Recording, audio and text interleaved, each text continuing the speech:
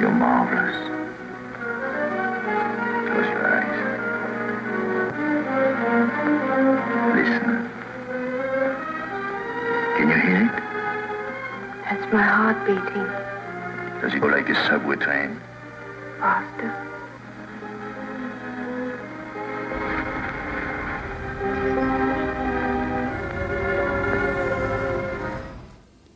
Ja, das sind, glaube ich, alles Fotos aus den Anfang der 40er Jahren. Das ist ein Foto, das einlädt, ne? Wo sie schaut in die Kamera und mit diesen schwulstigen Lippen und so, wieder diese Doppelmoral. Ne? Das, hier in diesem Foto und auch die nackten Schultern, man sieht gar nicht, ob sie überhaupt angezogen ist, dass da ein Versprechen auf Sexualität geleistet wird, das keineswegs dann erfüllt wird. Und dann hier so ein Outfit, wahrscheinlich vom Haute Couture. Und immer diese starken Diagonalen. Das scheint auch ein Stilmerkmal der Bilder bei Hedy Lamarr zu sein. Und hier mit einer Widmung an Max Factor, das hing früher im Max Factor Haus. Was ich immer ganz erstaunlich finde, ist, wie stark Augenbrauen und Lippen dieses Gesicht bestimmen. Alles umrahmt von diesen dunklen Haaren. Wenn ich ein schwaches Herz hätte und einen schwachen Willen, wäre ich schon längst tot. Viele von meinen Freunden sind tot, weil sie konnten das nicht aushalten. Weil man sagt immer, man muss was aufgeben, weil man berühmt. Man muss alles aufgeben. Naja, zuerst, als sie nach Los Angeles kam, unter Vertrag, hat man gleich ihren Namen geändert. Und zwar von Hedy Kiesler auf Hedy Lamarr. Man fand dann auch nicht gleich Rollen für sie bei MGM. Und sie wurde dann zunächst an Sam Goldwyn ausgeliehen, der dann Algiers gedreht hat. Das war ja ein Remake von Pepe Le Moco. Und dieser Film war so ein Riesenerfolg, dass sie sofort dann in großen Rollen bei MGM eingesetzt wurde.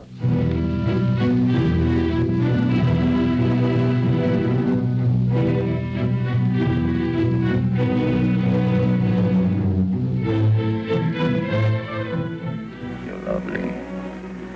You're marvelous. Close your eyes. Listen. That's my heart beating. Does it go like a subway train? Faster.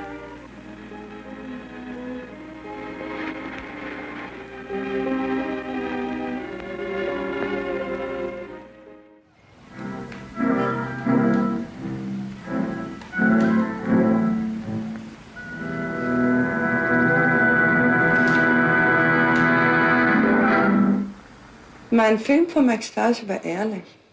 Ich habe viel gekämpft, weil das für mich, für meine Familie nicht gepasst hat, aber sonst war es harmlos.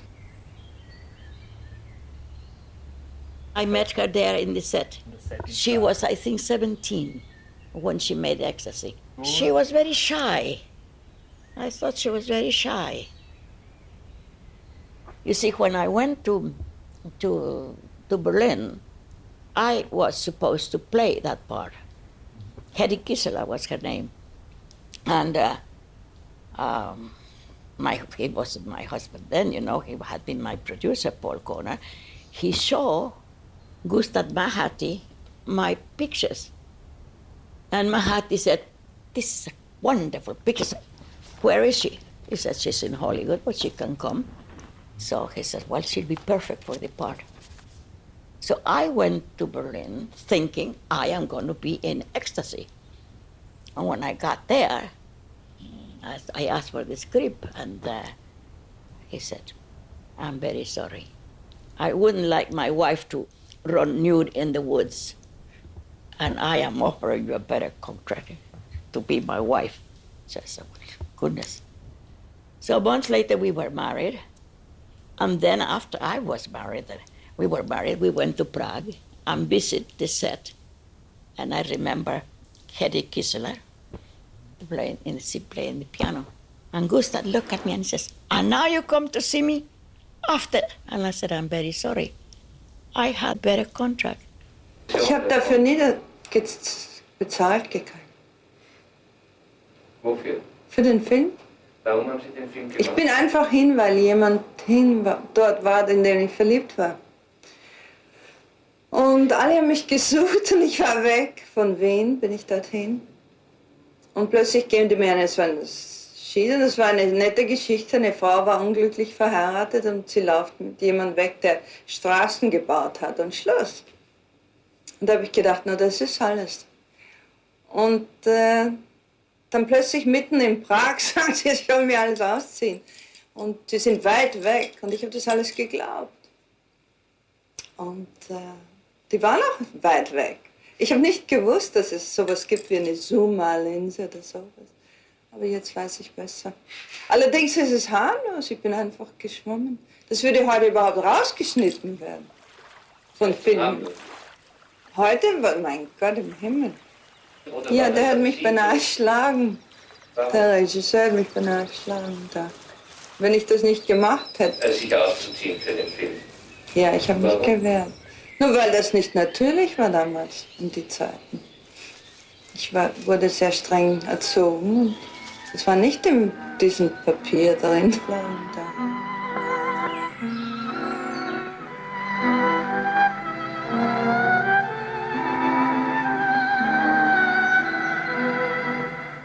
Mayer war ja sehr puritanisch und spießig und es ging ihm darum, bei MGM nur saubere Filme zu machen und dass seine Schauspieler und Schauspielerinnen überhaupt nicht mit irgendwelchen Skandalen in Verbindung gebracht werden.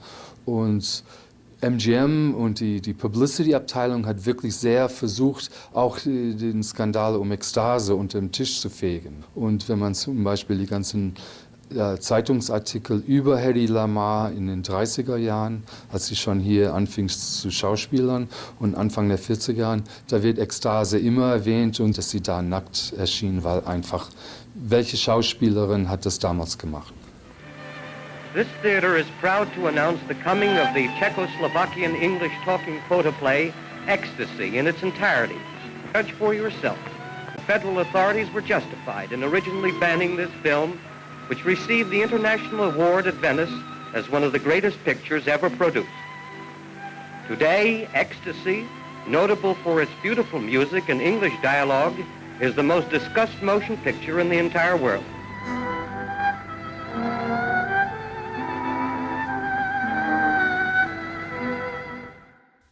Then I saw her in Prague when they were shooting the film. And then afterwards, when she came to MGM, then when she was in Acapulco, that she married the Swiss, who was a friend of my husband. And later on, I saw her only once. I cannot understand how a person that made so much money and so had to die in the poorhouse without any money, destitute. Awful, awful.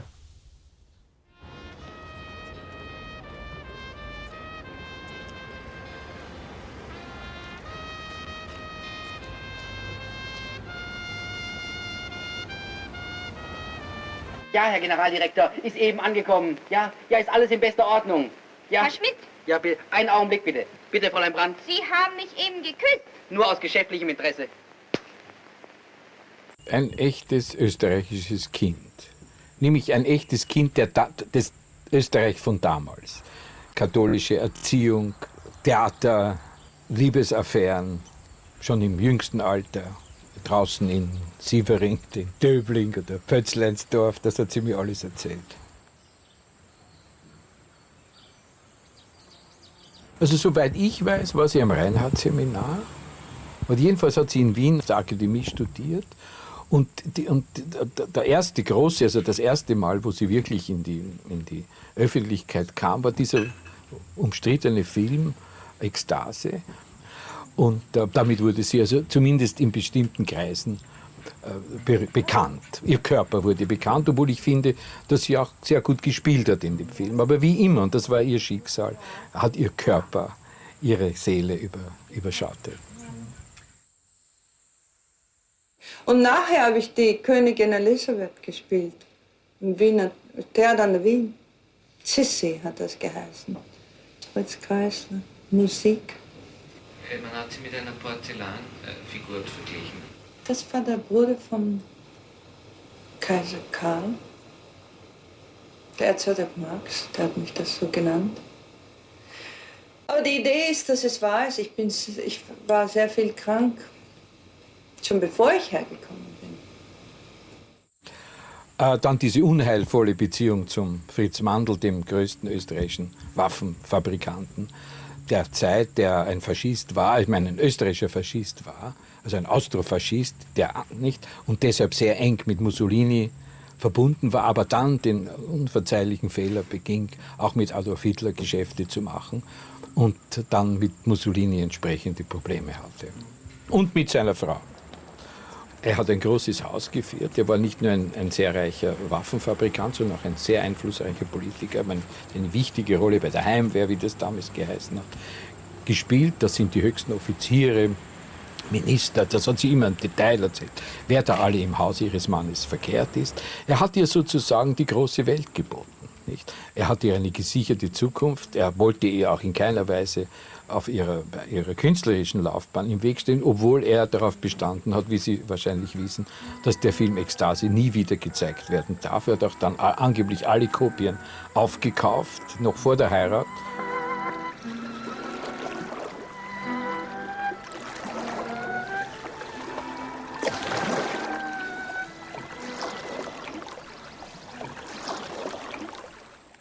Sie hat sicher den Starhemberg erwähnt, weil sie mir oft erzählt hat, wen sie da alle getroffen hat. Nicht?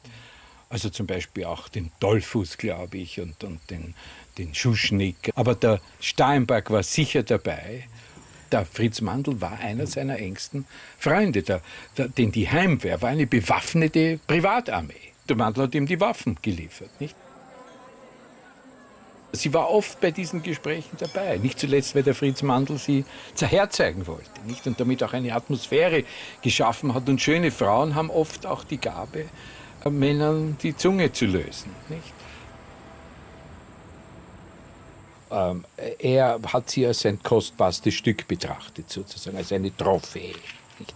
Sie war keine Sklavin, ich meine, aber er hat sie als sein Eigentum betrachtet. Und das hat sie zunehmend, wie sie älter geworden ist, auch mehr und mehr gestört und sie wollte ihre Freiheit und Unabhängigkeit haben. Ich schließe aber nicht aus, klug wie sie war, dass auch politische Gründe eine Rolle gespielt haben. Ihr hat dieser Faschismus und das Kriegsgeschäft ganz und gar nicht gefallen. Manche Leute wollen das nicht wahrhaben, aber tatsächlich ist Österreich war das erste Opfer von Adolf Hitler. Nicht? Zuerst hat er den Bundeskanzler ermorden lassen und dann hat er das Land übernommen.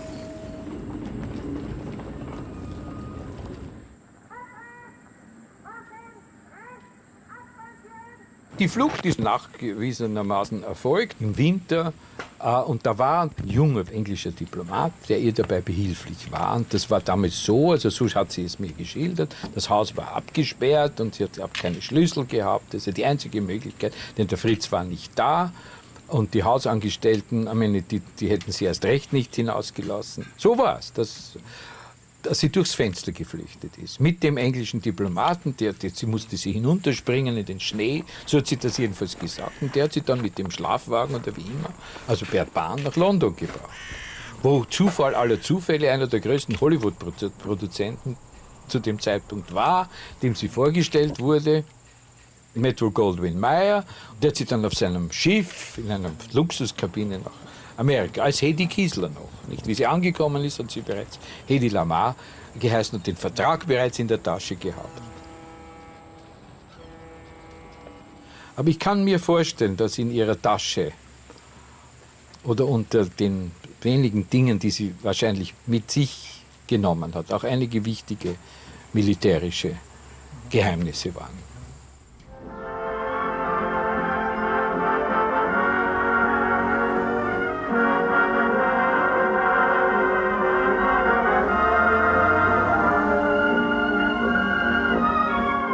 I remember when all the refugees started coming. And in this room, and I have pictures from dinners, we had all the great stars here. And it was a very difficult situation for the German big stars to come here and begin a new life, they were big stars, and they were treated like, almost like extras, you know. Marlene,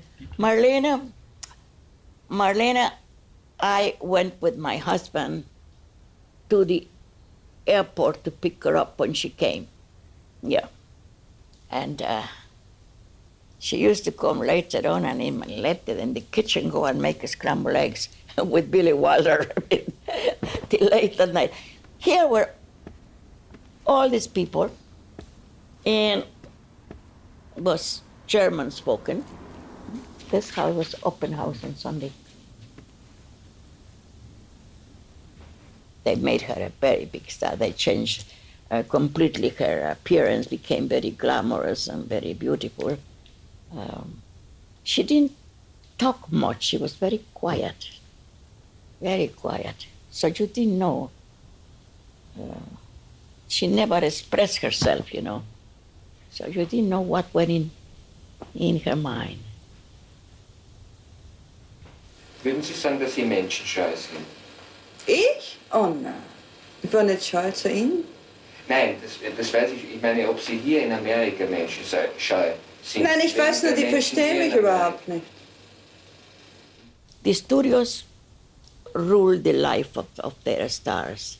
They groomed them, they watched them, they made the publicity, they saw what they could wear and what not, and in a big opening with who they would go to the opening, you know. Everybody's here. Tall, bashful James Stewart and a lovely girl. Did you ask for glamour, Mr. and Mrs. Audience? Well, Hedy Lamarr is here, but darn it, with her husband, Gene Markey. But who's going to win? They wonder with me. So do Mickey Rooney and MGM's E.J. Mannix. Gorgeous Hedy eyes that table crowded with my gleaming offspring. And with Judy Garland, Norma Shearer, and George Raft, anxiously awaits the Academy's momentous decision. Hedy, European Hedy, before Hollywood got to her, that's what happened with Sidney Guilleroff and the proper makeup people like Bill Tuttle and so forth. That startling dark-haired lady with the part in the center, which was created by Sidney Guilleroff, who was the main hairstylist to the great stars at MGM. He created a style, and if you look at pictures of Hedy, even though the hair was in the center, parted down, almost every different time, it was a different version of that hairstyle. Sometimes the part was higher, sometimes it was lower. But Sidney Guilleroff was really magic at all that. Really created that image. I mean, she's wonderful in films like H.M. Pullum Esquire, which is different. She wasn't just playing the glamour girl. She's most beautiful, I think, in Ziegfeld Girl.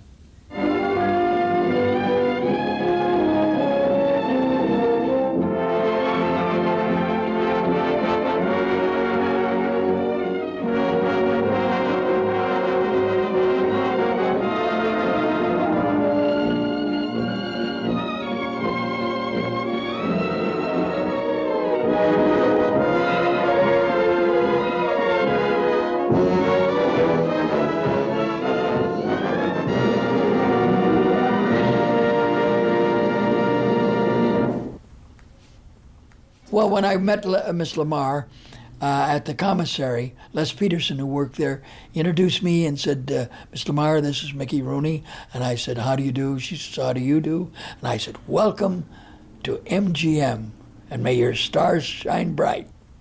Everybody seemed to know everybody on the lot. It was a family of people who got together to make Metro-Goldwyn-Mayer the biggest Tiffany, the Tiffany of the motion picture business.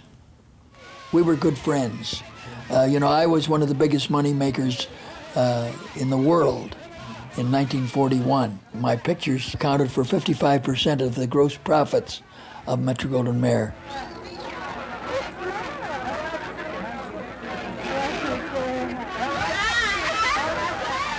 Yes, in white cargo. And she had alabaster skin, so the makeup department had to make it a little bit dusty. She was just marvelous in this picture.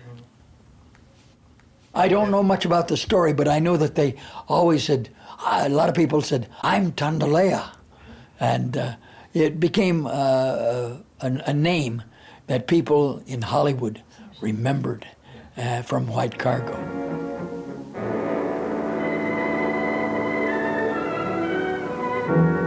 I am Tandaleo.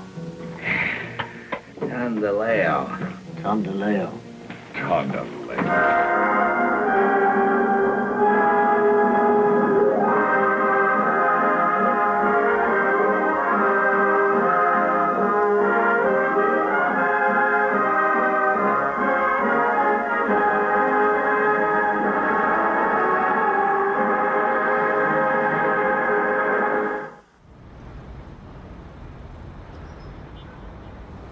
Hollywood's most famous movie stars leave the film capital to help the government sell war bonds. Irene Dunn, Ronald Colman, Hedy Lamarr, Greer Garson, all part of a contingent of some 50 screen celebrities giving their time and talents to aid the national war effort.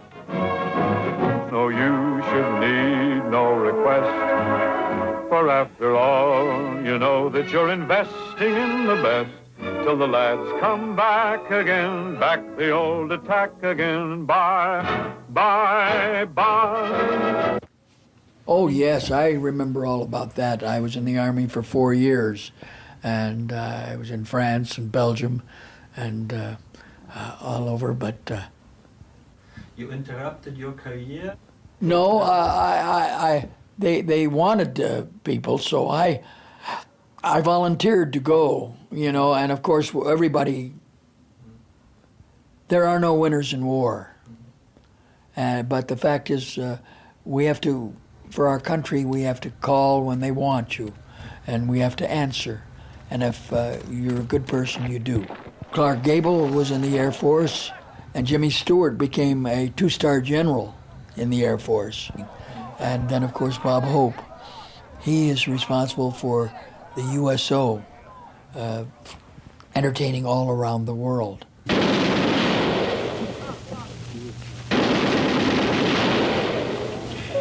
Don't tell me you didn't get that. That almost got me. You ready? I'd probably sing and tell a couple of jokes, and we'd get some laughs to do their very best to make everybody feel right at home at the Hollywood Canteen. Okay, you're greeted at the door by Lana Turner, Deanna Durbin, and Marlena Dietrich, while Hedy Lamarr hands out autographs. And Leonard, you have won here at the Hollywood Canteen a $25 bond, which is presented every night by a different studio. And with this $25 bond goes an additional 10-day pass. Say, listen, you're going to take your bond now, but if you're the man I think you are from Brooklyn, you'll get Miss Hedy Lamarr to seal it with a kiss. What about it, Hedy? Go ahead.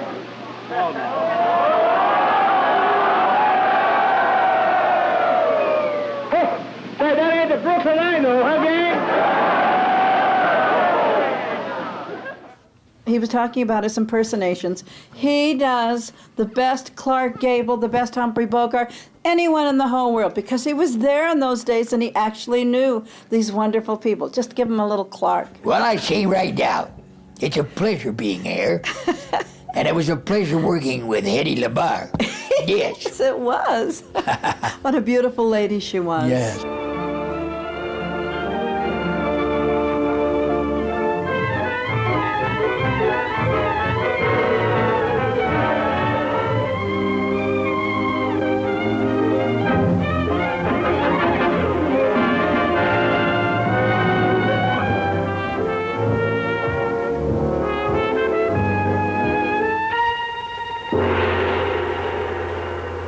You are the the first American I've ever met with a soul. It has a strange effect on me.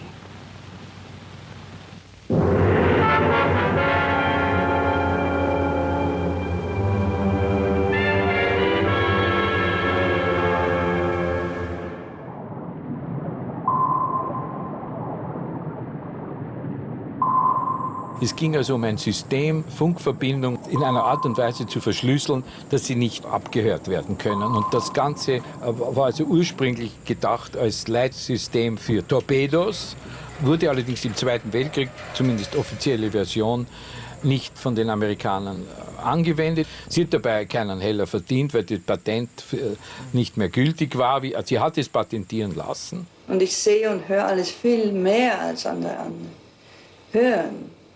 Und wie wirkt sich das Und aus? sehen. Es wirkt sich nicht aus, weil ich tue es nicht zeigen.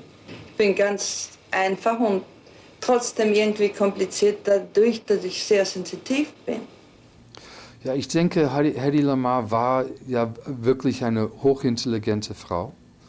Und sie hat im Jahre 1942 zusammen mit dem Komponistin George Antheil angeblich bei einer Cocktailparty saßen sie zusammen und haben dann überlegt, was zu machen sei in der Situation, dass zu diesem Zeitpunkt während des Krieges wurden ja die amerikanischen Schiffe, die nach Europa fuhren, immer wieder von den angegriffen von den Deutschen und umgekehrt und mit Torpedos. Und diese Torpedos wurden ja mit Funksignale gesteuert. Das Problem war, dass die Gegenseite immer diese Funksignale stören konnte. Und sie, einfach weil sie beide mathematisch und musikalisch gebildet waren, haben überlegt, dass wenn man diese Funksignale nicht durchgehend sendet, sondern dass die Frequenz immer wieder verändert, dass dadurch es nicht mehr möglich sein würde, um diese Frequenz, diese Signale zu stören. Und sie haben dann ein Gerät entwickelt, der genau dieses macht. Und sie haben das dann patentiert und der amerikanischen Marine geschenkt. Der Clou bei der ganzen Geschichte ist, dass dieses, also was Channel Hopping nennt, also die Frequenz immer wieder zu verändern, indem man ein Signal raussendet, dass dieses System heute alle möglichen Funksysteme unterliegt, also von Handys und etc., weil indem man immer wieder die Frequenz verändert, kann man viel mehr Signale ins Äther schießen. Und ergo war das eine unglaublich wichtige Erfindung für die heutige Zeit, nicht nur für damals für den Krieg.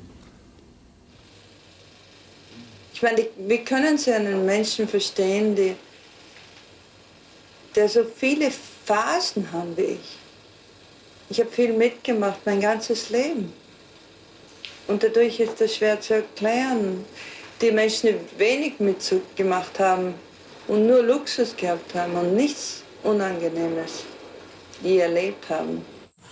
Aber wie gesagt, ich verstehe die Details nicht, aber es war zweifellos eine sehr wichtige Erfindung, die zweifellos im militärischen Bereich.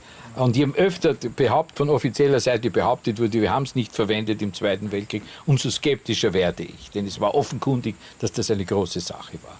Was will ich damit sagen, wie Sie annehmen? Nicht möglicherweise hatte sie darüber Details im Reisegepäck.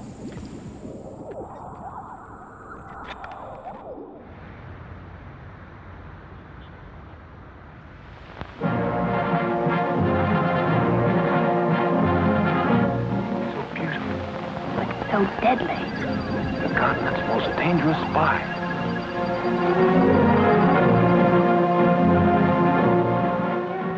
Well, this is Mr. Mayer. You know, I had one photo with my father and Mr. Mayer, and I showed it to somebody recently, and I don't know what happened to it. My father brought different projects to him, you know, like different writers, like Franz Werfer. He arranged contracts for the stars like Louise Reiner and Hedy Lamarr and many others. He arranged contracts. The only thing, these two women were so hysterical that I think Mr. Mayer never forgave him that he got these two women to the studio. But a lot of people really disliked him, and he, I think, ruined a lot of lives, you know. I mean, like Judy Garland. I mean, it's questionable, but at that time, you know, he was the king, you know, that was it. And if they didn't perform the way he wanted, then it was very difficult. They broke.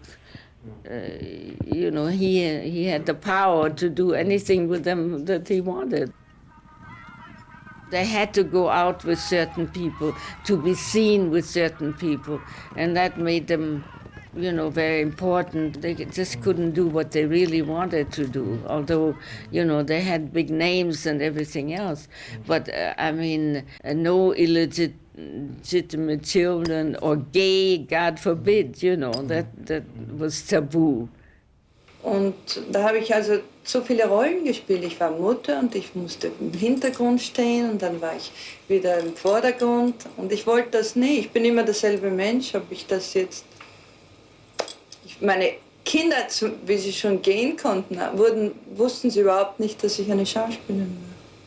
Die haben gesagt, du, die sind aber gar nicht nett. Die Leute rufen dich über die Straße herüber. Beim Namen. Und da habe ich gelacht. Weil ich wollte nicht, dass sie mich nur... Ich wollte, dass sie mich nur kennen als Person, als Mensch, nicht, dass sie wissen, wie ich das Geld verdiene. Das war natürlich der einzige Weg.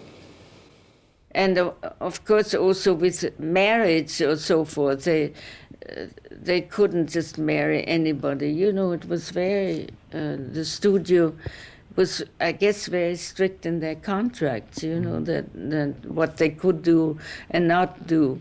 It sounds so glamorous, but, you know, there was a price to pay for all that glamour and money and everything else. It's, I think, one, I guess, underestimated her intelligence, you know, because she was so beautiful that nobody thought she could have any brains. Wenn eine Schauspielerin schwanger geworden ist, wie hat zum Beispiel ein Studio da reagiert? Die haben meistens das so reagiert, die haben einen Arzt bestellt und es wurde abgetrieben. Ne? Und auch, obwohl das illegal war natürlich, aber das wurde alles... Sie hatten unheimlich viel Macht damals und konnten solche Sachen regeln. Ne?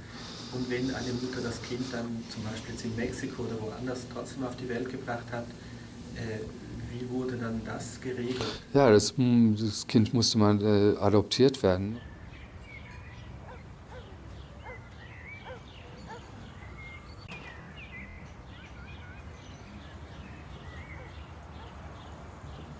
Here it is.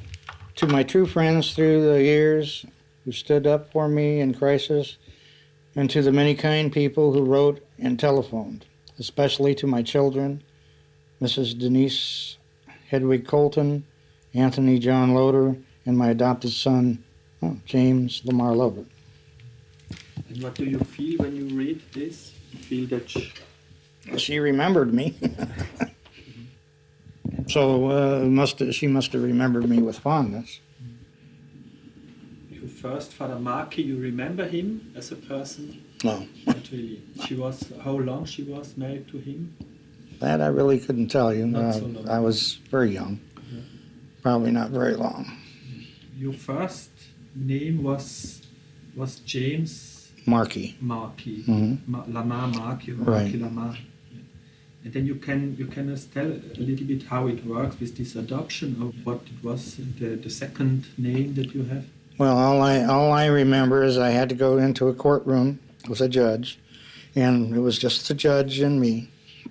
And they asked me if I would like to be adopted by John Loder. And I knew my mother was married to John Loder, so of course I said yes, and he was always quite nice to me.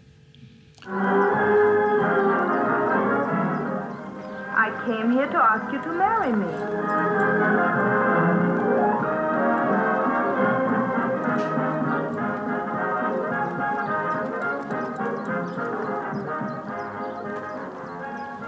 There was a nurse and a housekeeper, and mostly the nurse took care of me. Her name was Frances. I don't know. She was from Canada. I don't know her last name.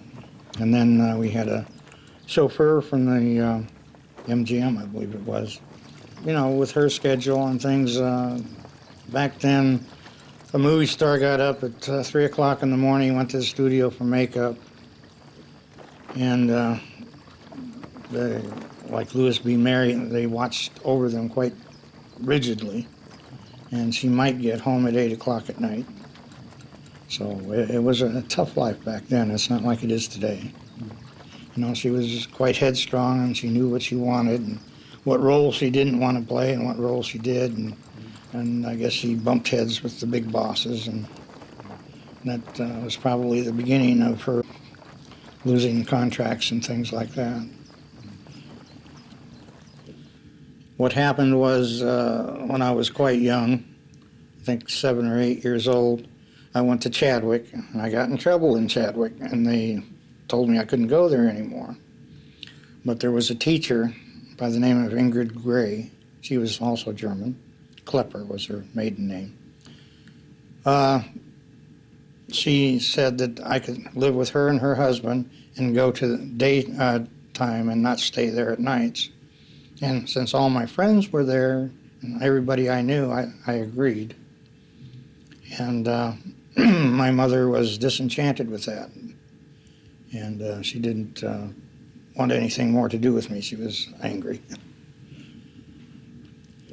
And when I saw her again in Florida 41 years later, she reminded me of what I could have had. And I just feel that, you know, I made my own way. I'm not a rich man, but I have enough. Diese ganze Zeit, wo man gesagt hat, ich war so ganz großes da, was immer. Ich habe das nicht empfunden, weil meine Kinder waren mir viel wichtiger. Und ich fand, das alles ist nicht wahr und nicht wirklich. Ist ja alles ein Beruf gewesen, wie jeder andere Beruf. It was in about 1962. I got a copy of my birth certificate. I had to have a top secret clearance from the Air Force, and the people in the Air Force had to investigate in order for me to get this certificate. And that was the first time I ever saw one, although I did try to get one. But this certificate is saying that John Loder is your father, and Hedy Lamarr is my mother, and I was a natural born birth. The document is from 16 March 1939. So I think they were, I don't know. Well, I was very young, so I really can't tell you what was going on. Yes. I believe that Louis B. Mayer had the power at the time to take care of these things.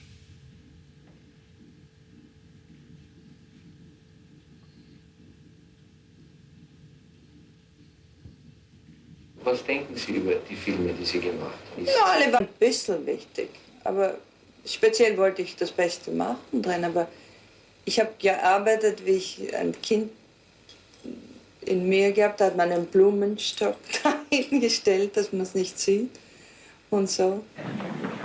Pardon me, please, my wife. Pardon me. You let my wife do. Pardon me. What was that for?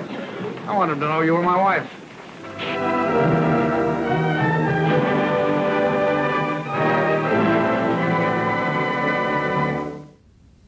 This certificate does not appear to be an adoptive type certificate or one that has been amended over time due to some court action. As a matter of fact, it's even got a certificate of attending physician, which gives all the details of when, where, and who he was born to. And so I thought this was practically a conclusive document really to the issue of whether or not Mr. Loder was indeed Hedy Lamarr's son. And that's part of what I understand was the whole problem here. She was trying to escape any kind of accusation that this child was born out of wedlock. But I don't think it was uncommon at all for those particular contracts to have what they called a morality clause. They want to make sure that their stars do not fall, well, the public doesn't view them badly. In other words, their fame would fall. The idea is that they don't want to invest a lot of money in building up a star only to have them do something dumb or immoral and make the public angry at them, and then there goes their investment.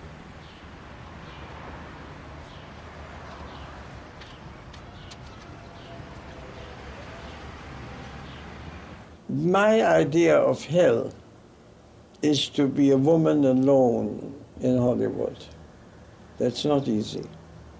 She was always beautiful, she was always crazy, and she was not a happy girl, you know. Kalt hier und berechnen, und ich bin das nicht. Und jetzt sehe ich es eigentlich erst ein, wie ich es nicht war. Ich meine, früher habe ich immer, alle haben mich sehr lieb, auch heute, aber ich bin nicht mehr so dumm. Ich meine, früher war ich immer nur Herz und alles, aber ich weiß, dass das Land denkt nicht so wie ich. Ich denke, wie wir denken in Österreich. I met her when she was 16 going on 17. She was in Berlin in the house of Joe and me and Mai, Kurfürstendamm 70. I can see her in my mind's eye now. Never ever was there a more beautiful girl. It's a great joy of her friendship with Elizabeth Taylor, who wasn't ugly. Hedy was more beautiful. Hedy was breathtaking. When we finally encountered each other again in Hollywood, and she could speak German, we could talk about the same names that meant something to us and not to anybody else. I guess that made her comfortable, and it certainly made me comfortable. And she was nice, and she was warm, and she was helpless, and she was...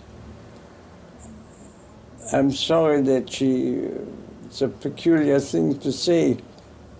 I think I'm sorry that she lived so long and with such troubles at the end.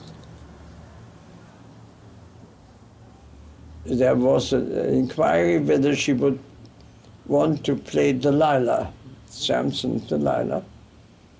And I was going to Hollywood anyway on business, and I said, well, I will try and arrange it, I will telephone Cecil B. DeMille, who was going to direct it and produce it. And I arrived in Hollywood, and I called from the hotel, Mr. DeMille's office. They had no idea who I was, of course, and spelled my name. I said, I'm here from Mr. Lamarr. I was supposed to call Mr. DeMille. She said, the secretary said, I'll call back. Not a minute passed. He called. He was on the phone, and he said, I will send a car for you. Come and see me. And I went, and we made the deal. For Hedy, she got a lot of money. He was very anxious to have her.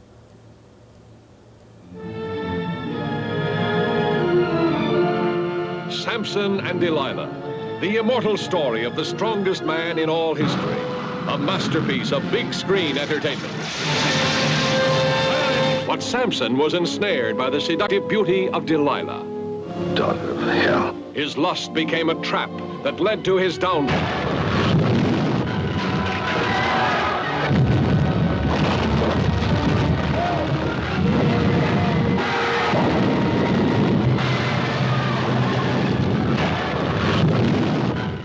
She looked very beautiful, of course, in Samson to Delilah. It was especially that particular scene I remember very distinctly when Samson came to her little tent. She was wearing this black outfit, black and silk and black outfit. And then later on she came out and she looked so beautiful. It was unbelievable.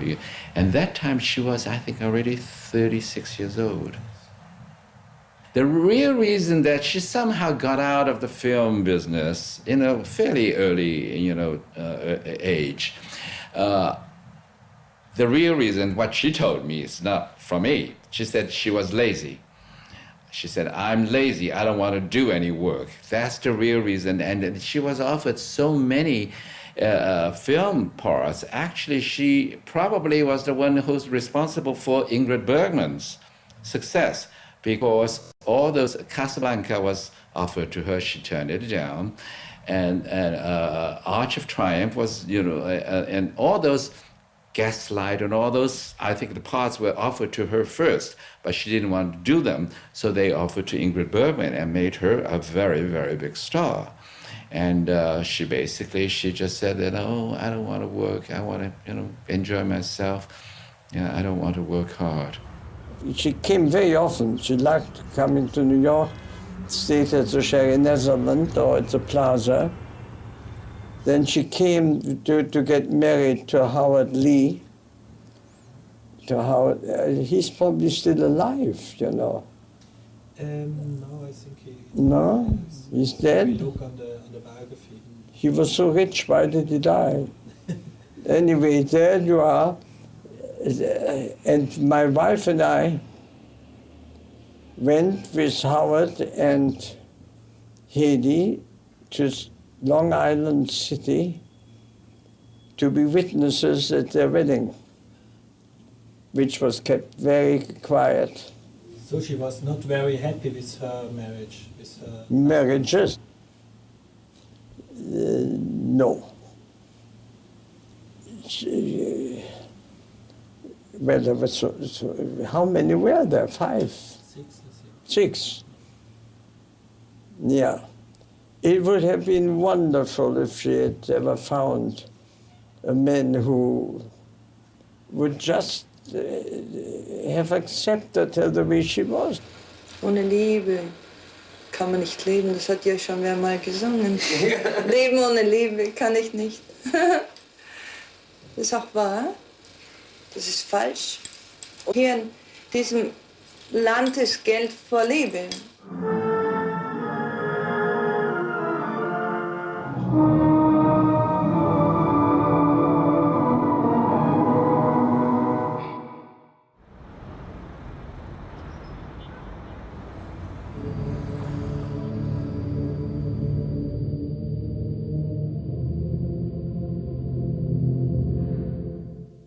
They were not being paid the fortunes that stars get now in many cases. And the studio later decided they didn't want to have all that stuff on their bookkeeping. So they started releasing some of the stars. Some of them formed their own production companies. They would star in films that they themselves produced. She formed a production company. Experiment Perilous and Dishonored Lady, I think, were two of the films that her company produced. She later played a couple of these classic ladies in a company of her own. I don't think the film did very well. Ladies and gentlemen, we present His Satanic Majesty, the Devil, and a man. Together they introduce you to some of the most exciting people of all time, the big wheels of every age, and the women who made them spin. The story of mankind. Hedy Lamarr as Joan of Arc, Virginia Mayo as Cleopatra, Helmut Dantine as Mark Antony, Peter Lorre as the Emperor Nero, Groucho Marx as Peter Minuit. Möchten Sie wieder einen Film machen? Haben Sie sich Ja, immer wirklich. überlegt, was müsste das für ein Film sein? Eine gute Charakterrolle. Ich würde nicht mehr so was Dummes spielen wie vorher. Wenn schon, möchte ich etwas spielen, was Hand und Fuß hat. You know, the MGM career was over, but there were other things that she did. She did guest shots on television shows, and I was kind of working a little bit, trying to reactivate some things in the career, and She was still beautiful. Well, this is when she was down at jail after the shoplifting situation. It was the Sybil Brand Institute for Women. And trying to accuse her of shoplifting. And I think she had a check in her for several $1,000s in her pocket at the time. It wasn't the case that she was broke. Yeah, well, I think that whole shoplifting thing was a scam. At the time, a so-called manager that she had was trying to do a book called Ecstasy and Me. Many of the pages she had not even really authorized. And he was trying to do a very sensational book. I have a feeling that this whole thing was set up, by him. Did you have a shopping bag in your possession outside the store, as the security guard claims? What do you mean a shopping bag? A shopping bag containing 8 items? Oh, I don't know. I had my shoes, yeah, so they must have been in the shopping bag. She was supposed to appear in court on it turned out to be the same day she was supposed to start the film for us. And I had been at the house the night before. She knew her lines. She was all happy about doing the film. What went on the night before had to be kind of a con job of saying to Hedy, if you don't show up in court and don't show up at work, and you're in a hospital sick, there'll be a lot of sympathy for you. The charges may be dropped. Well, that was not what was happening. And I saw her medicated, and it was all part of a ploy that he was doing. I later had to replace her with Zsa Zsa Gabor in the film because we had to go on shooting. The charges were finally dropped, by the way. The whole thing was finally dropped. What is this? This was from the auction that Hedy had. Large cigarette box, silver on copper, monogrammed HL for Hedy Lamarr. Okay, here, this was a dining table that she had, that she sold. A Modigliani oil painting, that was from her collection. It's listed over here. I don't have the final realized prices on this, Or maybe it was before she moved to New York. They had an auction of a lot of her things. And she wanted to cut down on stuff. You're lovely. You're marvelous. Close your eyes. Listen. Can you hear it? That's my heart beating. Does it go like a subway train? Faster.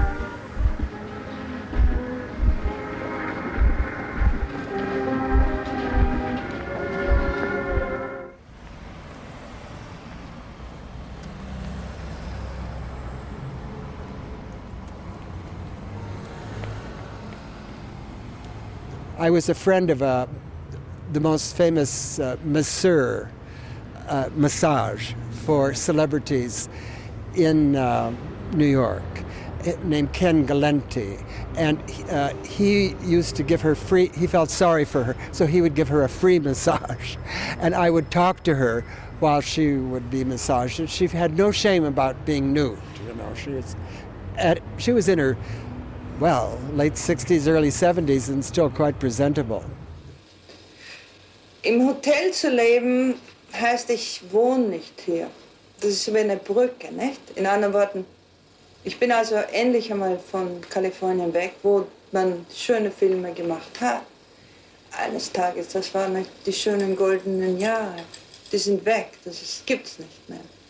Und jetzt bin ich auf einer Brücke. Und ich will mich nicht hier einsetzen. Ich bin seit 3 Jahren hier, weil es so lange dauert. Aber ich möchte schon jetzt gern weg.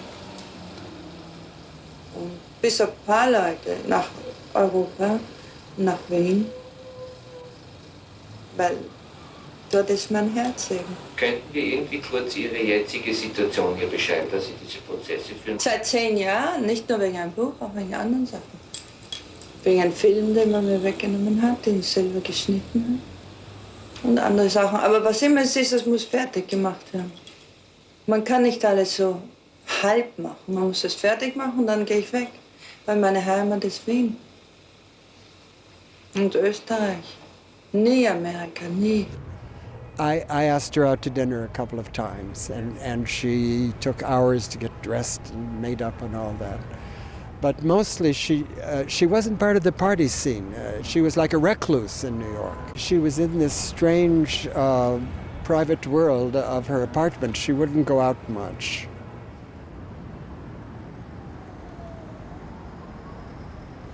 And she lived in the Renoir Arms apartment in the East 70s, which was a respectable looking apartment house until you went into her apartment.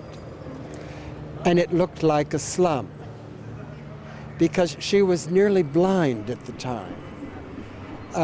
She had trouble with her vision, and she didn't see how dirty it was, and she wouldn't let any maid come in to clean it.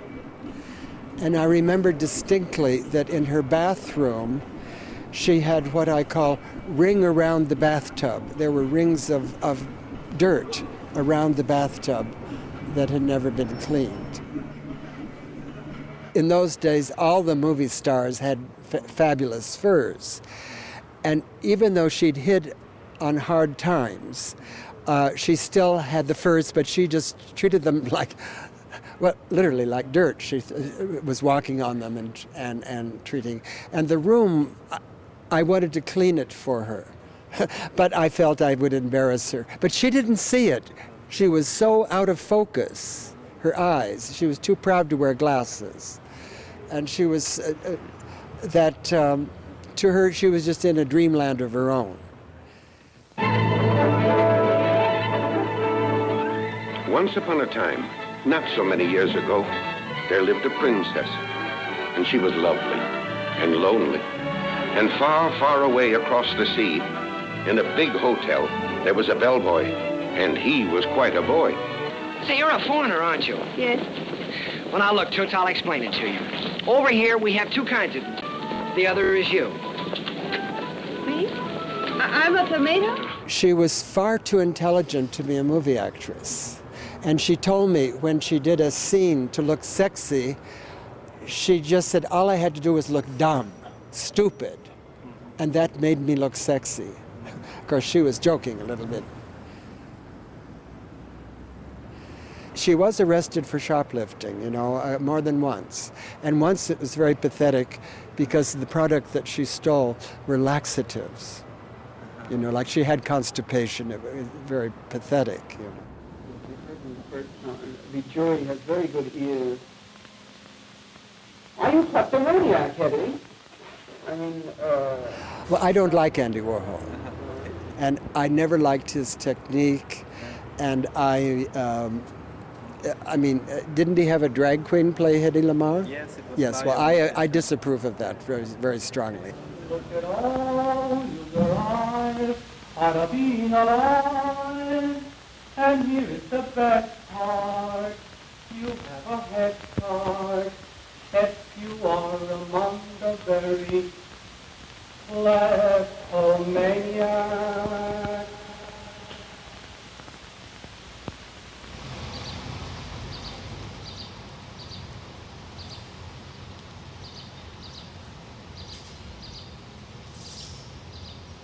But when I was a kid, I just used to adore her. I would stay in a film, her film was showing. I would sit there and watch her film 20 times.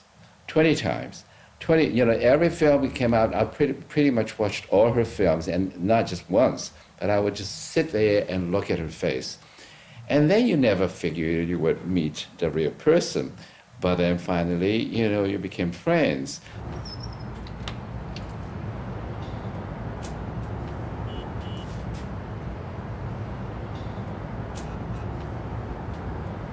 It's on 3rd Avenue and, Park Avenue area. It's just so convenient, and there's so many restaurants. And we would walk down to Rockefeller Center. We would just walk. Yeah, she loved to walk, actually, those days.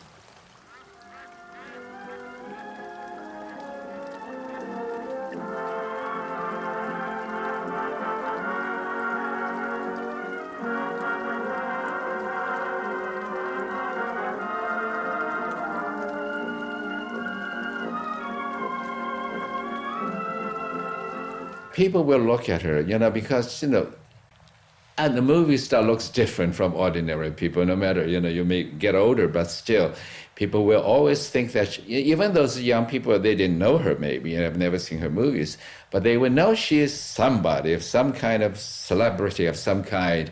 So this is why when we went to the bank or when we went somewhere, sometimes we did a little bit, work here and there, people would say, who is this lady? She is different. Haben Sie irgendwelche von den sogenannten Sexfilmen gesehen, die es jetzt gibt? Ja, das ist aber Unsinn. Ich finde, alle sind Sexfilme, weil die Leute haben vergessen zu lieben. Jetzt tun sie auf Sex gehen, nur Sex. Und für mich, ohne Gehirn ist keine Liebe und dann ist auch kein Sex. When she had her plastic surgery done, of course, that was maybe in the 60s or 70s or whatever time that was. So those days, I think the technical part of this plastic surgery is not as advanced as today. Today, I think people can do bigger miracles, rather, than those days. So if she were alive today, maybe she can, even do some corrective things, and it won't be so difficult because you have lasers, you have this kind of, all kinds of new technical procedures. So, but those days, I think it was just quite basic. You just pull your face up a little bit. Hier ist ein wildes Durcheinander im Sexfilm in New York speziell. Ich habe ein paar gesehen und ich finde die lächerlich. Die Leute sitzen da wie Schachfiguren und haben das doch nie gesehen. Sowas. Ich habe das schon in Paris gesehen vor vielen Jahren und das ist alles so wie Kinder sitzen sie da. Ich verstehe das nicht.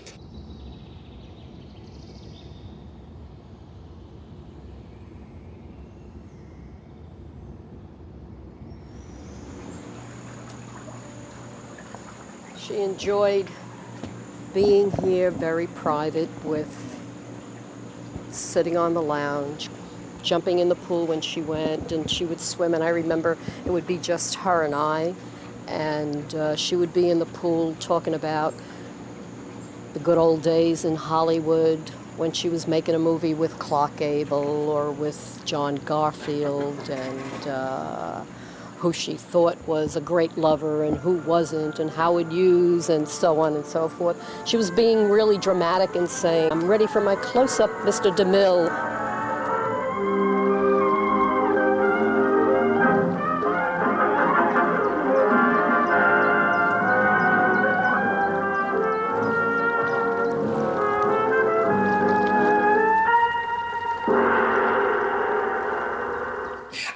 Ich glaube eines, wenn man irgendwie ein bisschen älter wird, fühlt man sich, man braucht eine Kompanie, man braucht ein bisschen Gesellschaft, man braucht jemanden. Wenn man jung ist, ist man so voller Lebfreude, man will alles kennenlernen, alles sehen und ist neugierig über das Leben. Und wenn man das einmal weiß, dann setzt man sich zurück und denkt, na jetzt habe ich also alles erlebt schon, jetzt will ich meine Ruhe. Hedy was a very quiet, shy person, actually. And she didn't like any of this excitement. She always had to sort of be, she felt, on stage. And I think that's the reason why she enjoyed coming here, because she didn't have to be on stage and she didn't have to put on all her makeup. What she had told me, the reason why she left Hollywood and California, was during the time that the Manson, with that Sharon Tate, and she felt she was going to be a target, or she was a target, so she had to leave.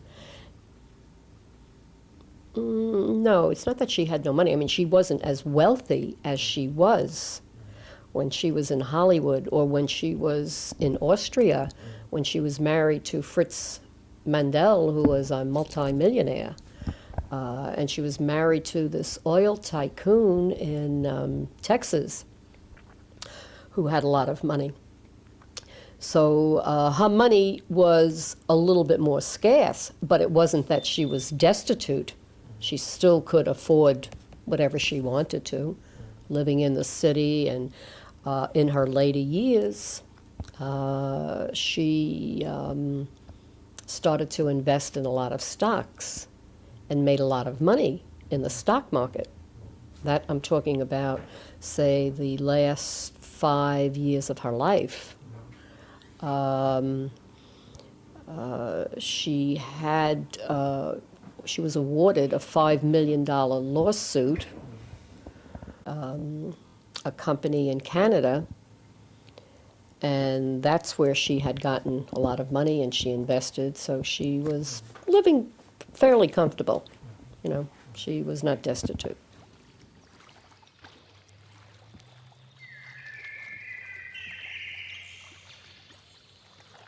Diese Brillanten und die Juwelen, die ihr da der Fritz Mandl in Paris gekauft hat, die hat sie in einem Plastiksack, immer wo sie war, bei sich gehabt, als sogenannte eiserne Reserve. Und dann, ich glaube, es war schon in Florida, also in späten Jahren, nicht, hat sie einen Besucher gehabt. Und am nächsten Morgen waren die Diamanten weg. Das war für sie ein schwerer Verlust. Es ist tragisch, wenn Sie sich zurückdenken, die strahlende junge Heldin aus Ekstase, Frau des großen Waffenfabrikanten vor Cartier in Paris, sagt die ganze Auslage, der kaufte die ganze Auslage. Und dann lebt sie in ihrem bescheidenen Haus in Orlando, Florida, vergessen von der Welt, eine alternde Frau. Und von einem Tag auf den anderen verliert sie diese. Offenbar hat sie die nie getragen. Das war offenbar nicht die Idee. Und hat es verloren. Ich habe Sehnsucht nach Wien. Ich möchte einen Film gern drüber machen. Wie soll der Film ausschauen? Alle schönen Sachen, die ich als Kind gesehen habe. Und was waren das? Die Oper und die spanische Reitschule und das Schönbrunn und meine Schule in Döbling, was immer. Ich weiß nicht. Sie hat oft Namen genannt, nicht? Also auch große Wirtschaftsindustriekapitäne wie den Gianni Agnelli, den hätte ich heiraten sollen, hat sie zu mir einmal gesagt. Nicht? Der also war offenbar an ihr interessiert, aber das war ein ähnliches Interesse wie wahrscheinlich das Interesse des Fritz Mandl. Wie der Orson Welles war einmal bei mir im Haus, hat sie gesagt, da haben die Fußboden gezittert, was immer sie damit gemeint hat. Nicht? Aber sie war so irgendwie, und der hat mich angerufen und der wollte mich sprechen und die haben mir, und soll ich das tun oder nicht? Das war also immer wieder, weil sie doch, also offenbar, ich habe einmal mit dem Norman Mailer über sie gesprochen, der sie gekannt hat und über von dem sie kritisch gesprochen hat. Aber nicht von ihm als Mann und als männliche Erscheinung, sondern wegen seiner Haltung der Frauenbewegung gegenüber. Und das ist auch interessant. Sie war eindeutig eine Feministin. Nicht? Sie war also für Frauen, für die Gleichberechtigung der Frauen. Und sie wollte auch immer wieder sich selbstständig beweisen. Nicht? Sie war ja, wie Sie wissen, Filmproduzentin. Sie hat ihr ganzes Geld praktisch in Filmproduktionen investiert, die dann nicht sehr erfolgreich waren. Warum haben Sie überhaupt Filme gemacht? Weil ich unabhängig sein wollte und will irgendwie. Ich finde, jeder Mensch in der Welt soll irgendwie unabhängig sein. Weil wir irgendwie immer allein sind. Hier und da sind wir zusammen, aber das ist sehr schön. Das soll man auch sein. Aber im Prinzip sind wir doch ganz allein. Hier sind Sie da, Barbara McLaughlin, weil da war eine andere Frau, die Licensing ist ja ein irrsinniges Geschäft. How about licensing Hedy Lamarr? I recently discovered her in a small town near Orlando, Florida. She's Austrian, as you may know, speaks an impeccable Viennese, just won an international award for a guided missile system she invented and wants to market her name. Ja, das wollte sie. Write a book and get a special Oscar next year. Schau, da ist jetzt, das habe ich alles vergessen. A functionable, disposable, das hat es mir geschickt. Schau, da hast du alles. A functionable, disposable accordion type attachment for and on any size Kleenex box is the solution for used Kleenex if disuse. Hedy Lamarr, 1910 March the 1st. Attachment. So in other words, ja, Sie wissen, was Sie da steckst. Sowas. Es ist ständig, also das war alles, und das hat sie bitte ernst genommen. Dann hier. March 2nd. Also da war sie in einer schöpferischen Phase. Da ist eine Zeichnung von hier. Zeichnungen von hier. Eve of the Peacock. Der Abend des Pfaus.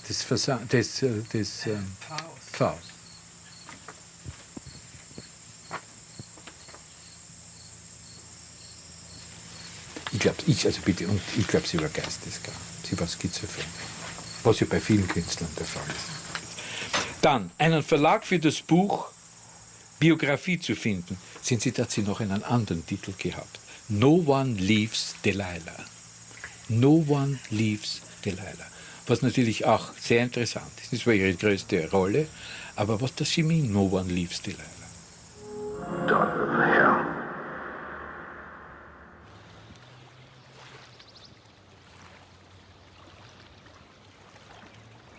Well, Hedy Lamarr lived next door to me, in the next condominium. And I've knew her for about 2.5 years. At the beginning, she is very quiet, never makes any noise, and she lived her own life. She's very private, very, very private. And for you to get to talk to her, she had to know you for a long time, because she didn't want to be bothered with people. You know, she was an old lady. But she was a great old lady and a beautiful woman, great movie star.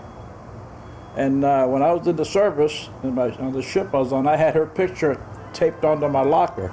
And here, 70 years later or something like that, I'm living next door to her. So that, to me, that was a big thrill. Yeah, my pinup, yeah. On the ship, I used to look at him and dream.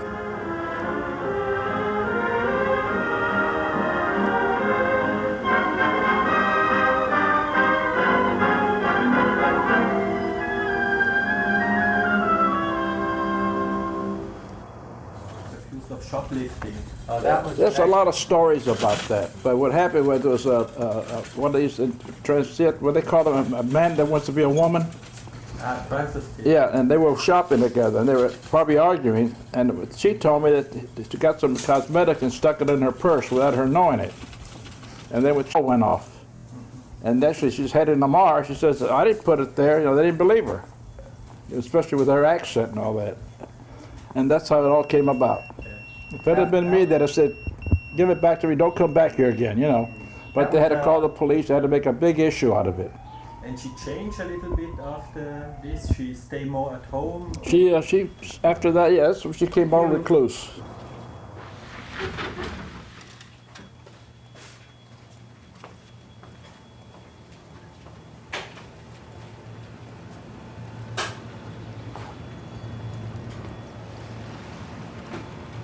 Lake over here, Lakeview, full. She used to be out there swimming at night by herself. So you can observe her how she was swimming in the night? She was just swimming. I never, that time of the night I'm in bed.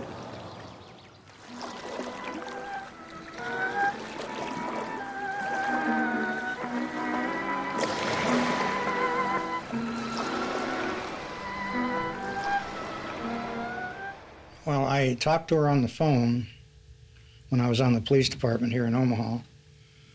And I believe it was about 41 years before I actually went to see her. And she was very gracious, and we sat and we talked. And my son, not at that time, but I believe he had talked to her earlier, got in contact with her. He's the one who found out where she was and her address and all these things. And he's the one that primarily got me I had to take a vacation from my work and go down there and visit with her. She aged, not too kindly, but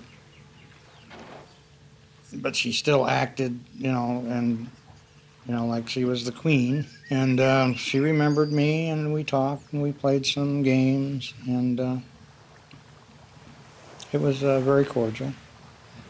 But she did remind me that I made my choice. She was still a little bit angry on you. I think so, yes.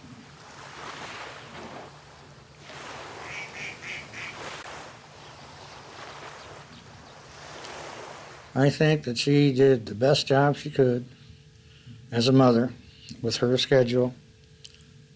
And I know she loved me. And I don't think about it much. All I know is I have always called her mother. She's still my mother as far as I'm concerned, stepmother or not. And that's how I feel about it. It's somebody else's problem about the Hollywood system. It was her problem, possibly my sisters and brothers' problem. But I wasn't there, so I just made my own life. Hedy was an eccentric. I'd come home here some days and say, why do I work for that crazy woman? You know, and then, because she'd really get to you, she'd, you know, this is this is that, this is, one day she accused me of taking $2 off of her table. Money. It was supposed to be on the table. She accused me of stealing her $2. Well, she paid me too good to take $2.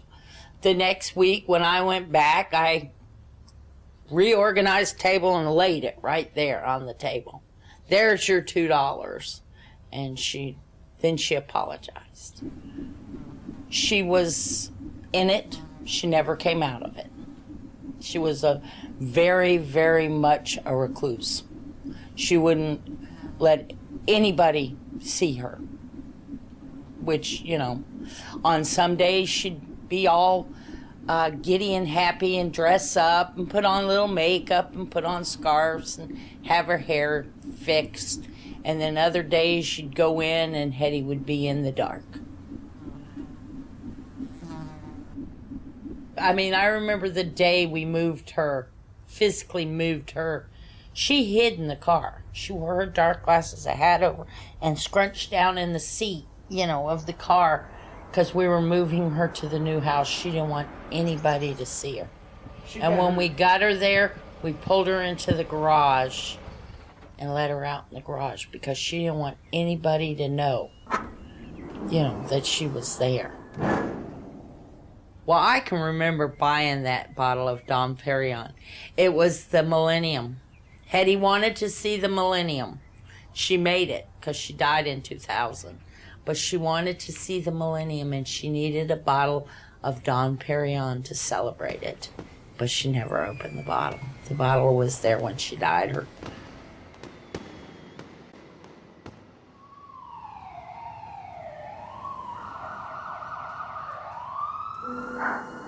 I've never been loved like that.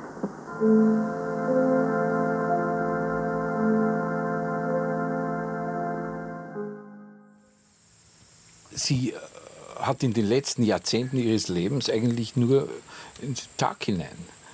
Also, was sie hat genug gehabt, um sich zu erinnern. Sie hat aus ihrem Leben etwas gemacht, keine Frage. Aber ein Leben wie in ihrem Fall kann sehr lange dauern, nicht? Sie hat sehr einfach gelebt. Sie haben ja wahrscheinlich das Haus gesehen in Orlando. Und sie war zurückgezogen, bescheiden, nicht?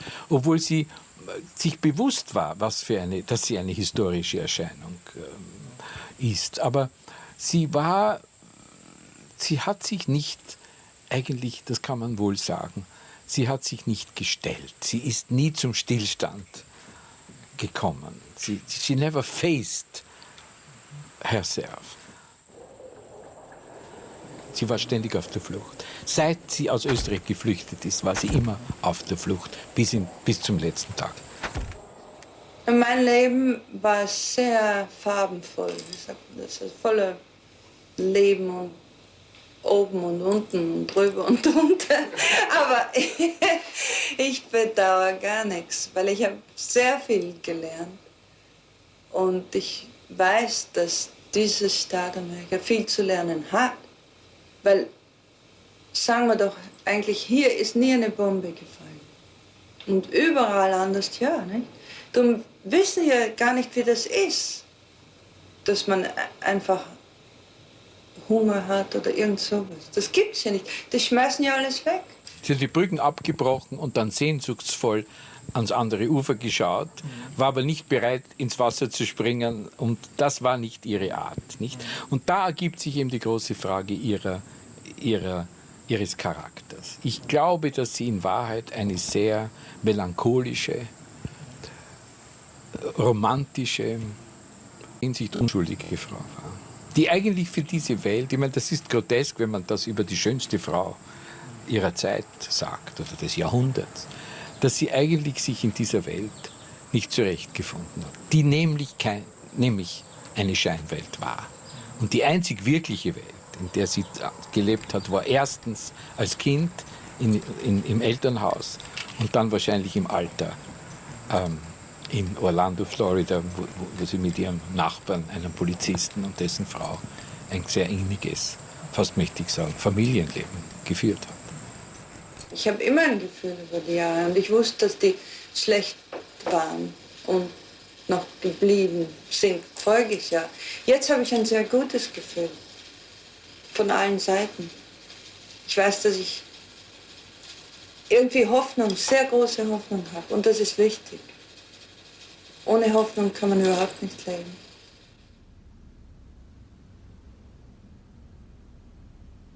Two years ago, after 35 years of residing in the Wax Museum, the wax figure of Hedy Lamarr was put in storage because the new director of the museum wants all new figures.